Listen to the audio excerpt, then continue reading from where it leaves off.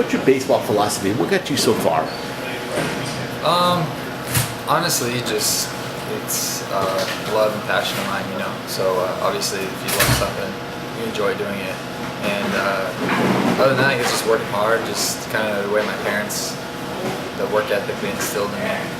And you know, it's something I love. I want to work as hard as I can for it. Now, as a hitter, do you approach pitchers individually, or do you have one basic style for everybody?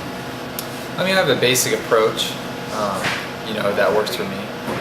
But also, you know, you got to tweak it here and there for depending on what kind of pitcher, lefty, righty, throws hard, you know, more movement, whatever. Now, being a first-round draft pick, did that put more pressure on you? Not really.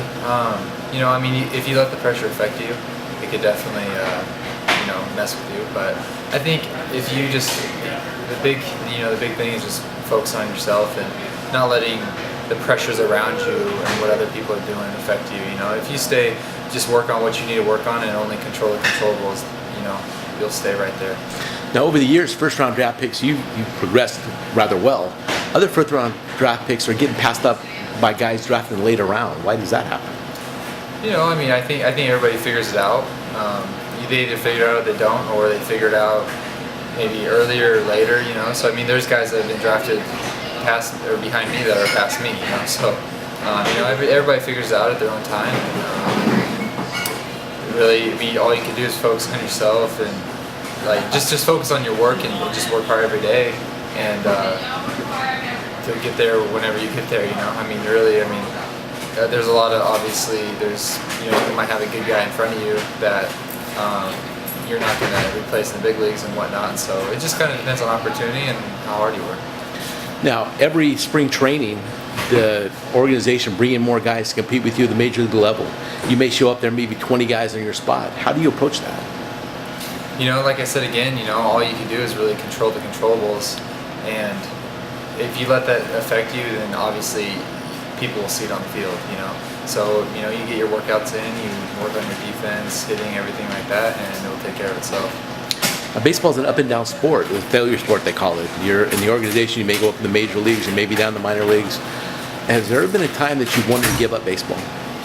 No, not at all, you know. I mean, I think the biggest part in baseball is, or a huge thing in baseball and in life in general is just when you have failure and when you when you do succeed, it's an amazing feeling, and you want that again and again. You know, like there's no greater feeling than making a good play or hitting a home run. You know, so you get that feeling and you want that more and more. So you know, the failure comes, but that's why like hitting a home run is so sweet. You know, so you know, I mean, the cool thing, I mean, 3 out of 10 times you're a really good player if you get hits. You know, so it's kind of cool. I mean, obviously we want to be hitting 8 out of 10 times, but you know, we'll settle for 3 for 10. What are some of the things about pro sports you learned the hard way that nobody told you about? I guess that it's just a business, you know. I mean, you grow up and everything is just fun, you know. You're on your little league team, your travel ball teams, or high school, you know, and everybody here has been the best player on that team, you know. And I think once you start getting a business aspect and you know, guys get paid money, this or that, you know, and obviously, and then guys ahead of us in the major leagues, if he's on a long contract, I mean, you're not going to go replace him, kind of thing, you know, even if you're doing really well. So, I guess that's just the business side of it. Is I guess the thing you didn't really expect until you're in it. But other than that, I mean, it's just baseball. It's a game. And you just got to play it like you do when you're a kid. Now, once you sign a pro contract, obviously you're a professional baseball player. But was there a moment before that when it dawned on you that you were going to be a pro ball player? I mean, it was always a dream, you know, and going through my senior year, it was expected, you know, be around the first round, and it was kind of a crazy dream coming true, but I mean, until I got that phone call and I really got my name selected and called, it was like, wow, this is really happening. So, I mean, it definitely dawned, but it's kind of that feeling where you don't really understand it until it actually happens. You read the sports page of scouting reports where Baseball America lists you in the rankings of the organization, stuff like that? Honestly, I don't honestly read them firsthand, but I mean, they're definitely, you know, it's heard and kind of, you know, people say stuff. But other than that, I try to stay away from that and just focus. Like I said, it's hard enough to focus on yourself and your work without letting other people affect you. And just all the surroundings with everything. It's hard enough to even keep that. So I don't want to add that in there and add pressure or something like that. So How about mom and dad calling you up, say, hey, guess what I read about you? yeah, my mom's always wanting to email me articles and stuff, and I just tell her no, I just keep it. She likes scrapbooking, so I'll let her throw it in there, and I'll check it out when I'm done playing, that kind of thing. How do you handle the fans, loud mouths, people yelling and screaming at you?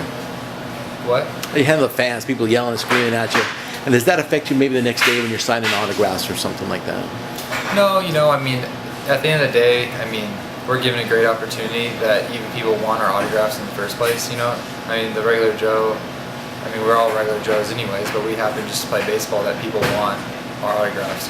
So if you think of it that way, it's pretty surreal and it's a really cool deal. So we get paid to play a game and people want stuff from us. And that's a cool feeling. So no, it doesn't affect me. How about the umpires? How do you handle the umpires? Well, they're human just like us. We're getting out 7 out of 10 times if we're lucky.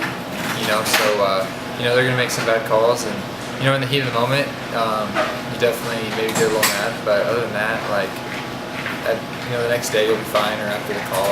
It is what it is. This stuff's gonna happen. It's never gonna change. So you just gotta accept it. What would you tell a high school kid about professional baseball if he asked you? What would I tell him? Yeah. Yeah, I would just tell him. It's obviously everything you dreamed of and more.